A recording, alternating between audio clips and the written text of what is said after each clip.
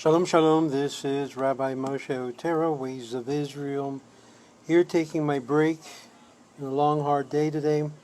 But I just want to share with you all something that I think it's a good rule of thumb when dealing with so many videos, so many different controversies taking place throughout the world. At least for us Jews, we need to make sure that we, during these 3 weeks, stay away from controversy, stay away from accusing each other, especially among the rabbis, of things that of name calling. Recently, someone sent me a video of a gentleman who I know here in Florida, and who's connected to an Israeli fellow, which I'm going to not mention, but those of you who are in the loop of everything controversial, everything that's being talked about, you ought to stay away from falling into this trap, because even though they can justify any which way being able to speak bad about a fellow rabbi, a fellow leader, this time specifically is a period of time in which we know that Sinat Hinam takes a very strong power. Hatred against the fellow Jew is empowered by the very forces of evil. And, interesting enough, what's used is the very force of holiness to empower them. So this is why I encourage people not to get involved in the midst of controversy, because a lot of people can be affected on a negative end. And I say this because we learned the lesson, at least we're trying to learn the lesson, of the sad consequences of what Lashon Hara, Motzi Shemra, and even Sinat Hinam brings about. Not only does it bring about, my friends, all types of ill and ailment that we see in the world today, this is a direct cause of it, on a spiritual plane, but also it destroys the very fabric of emunah, of faith in Hashem HaBitachon. So I encourage you, those of you who are studying, learning, even Tractate Teshuvah, and seeing all the mud being slinged left and right, I want you to remember in history, about 2,000 years ago, and it's clearly stated in the Talmud, that there was a man that arose and said he was Mashiach. And that was after ruling Jerusalem for 2 years. For 2 entire years, he had driven the forces of Rome out of Jerusalem. He reigned for 2 years. Even Rabbi Akiva said, he's the Mashiach. Yet the sages says, no, because the Mashiach is supposed to be able to smell both litigants and tell which one is on the side of halacha and which one is not. They tested Bar Kokhba to see if he would do that, and he failed, and as a result, it says clearly in the Talmud, and it uses a euphemism, the Gentiles, which is not the Gentiles, it was they took Bar Kokhba to the Gentiles and had him assassinated. Yes, my friends, this is in our own text. The sages had him assassinated. Well, a couple of years prior, they did the same thing to a gentleman who also said he was Mashiach. At least, not him personally, but led himself on to believe, and let his followers believe that he was Mashiach. Keep in mind, during that period of history, when the Roman peace was enacted, they tried to keep the peace with Israel and Jews, but the Jews always wanted their leader, their government, their King David to be the leader. And obviously what happened was just the contrary to that. What happened was that they put forward the Hasmonean priest to take care of all the political issues dealing with Rome, the peaceful Rome, all Pax Romana, and as a result of that, their policy of assimilationist caused a great division among the Jews. To such an extent, there was a man that eventually became the very founder of Christianity, His name, he was a Jewish man. Not only was a Jewish man, but if you do your research properly, you'll find that he was a qualified candidate for the Messiahship. And he went to the leaders in the temple, and he said to them very clearly, what are you holding it up for? And they asked him, if you're the Messiah, tell us already. And he said, didn't I show it to you by my works? And they sought after a plan, a scheme to murder him. As we know in history, that's exactly what our sages and the leaders of the Hasmonean priesthood did to him. They got him nailed on a cross. Put aside for 1 second all of the other things that happened to create the legend of what Jesus became, or Yeshua became. I do not believe he was the Mashiach, but there was enough fervor in the people that wanted him so badly that the people, the leaders, the great leaders of sages, were the ones that put him to death. What do you think they used as the excuse? What do you think they used as an excuse? He's a KOFER. He's a messit. He is an inciter. He is a person that's inciting people to idolatry.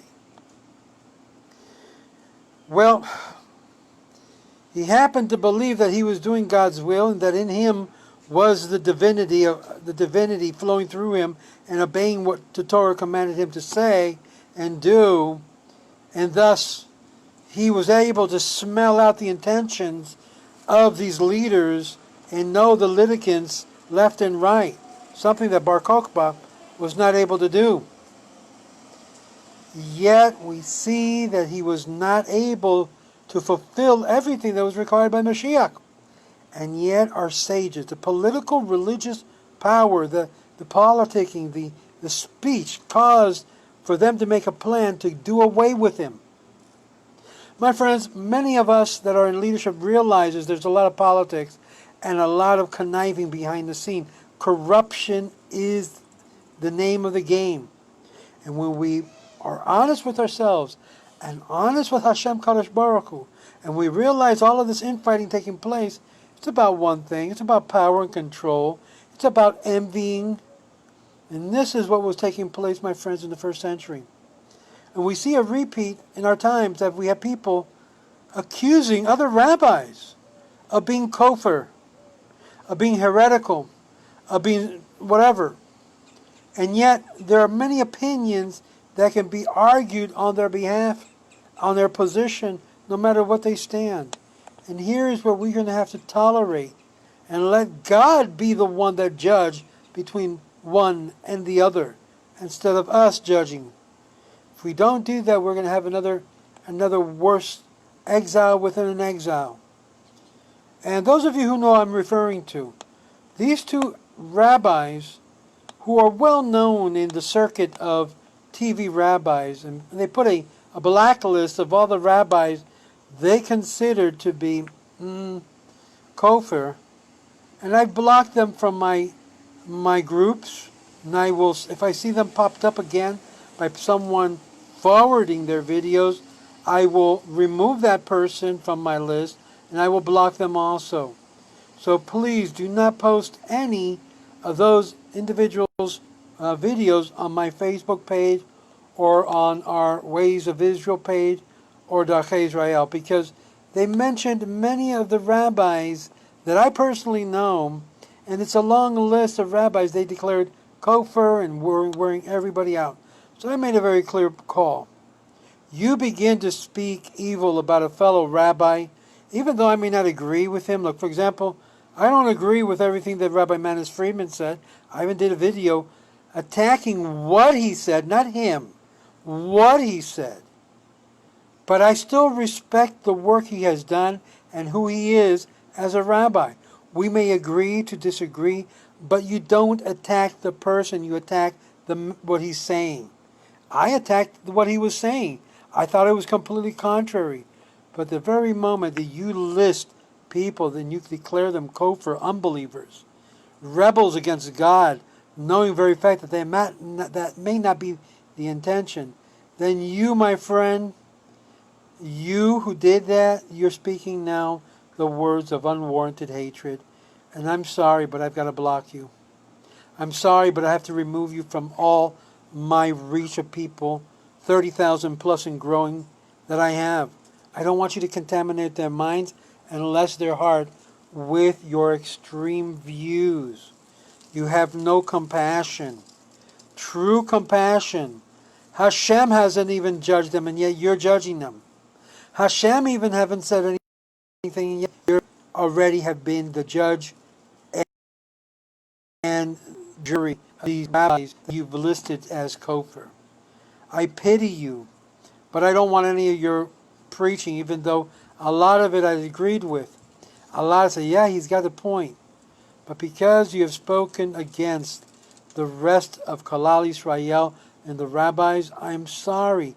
We can agree to disagree about the message, but don't attack the person. Don't attack the individual. That is called ad hominem attack, and I will not put up with it. I will block you, no matter if you're talking about another rabbi, another Orthodox rabbi. I will block you.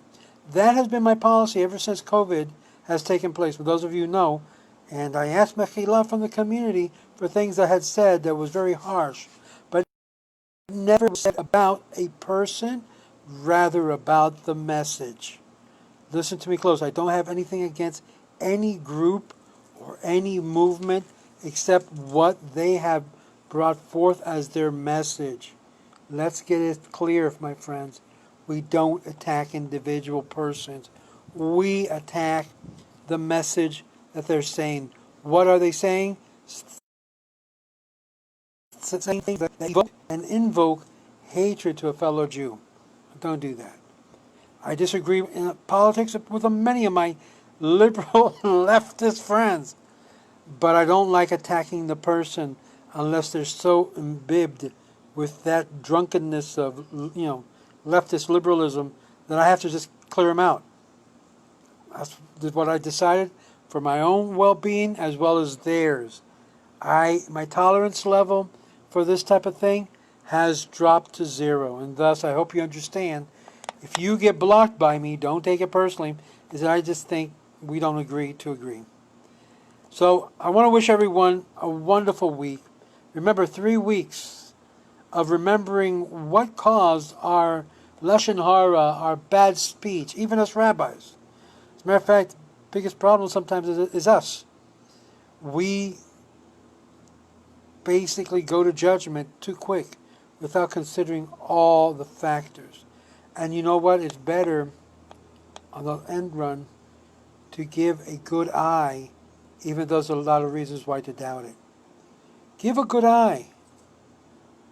Praise and raise and strengthen other rabbis. Believe me, we're all going through a lot of issues in this COVID new norm issue. I pray for the rabbis. I pray for the leaders that are connected to Torah Judaism, for Hashem to strengthen them, to bless them, not only them but their family, for what they're going through. It's not easy. It's not easy being a leader. But you don't need to burn and bring down someone that has dedicated their lives to Torah learning, Torah teaching. This is Rabbi Moshe Otero, and I wish you only good and blessing. Think good, and it will go good for you. Shalom.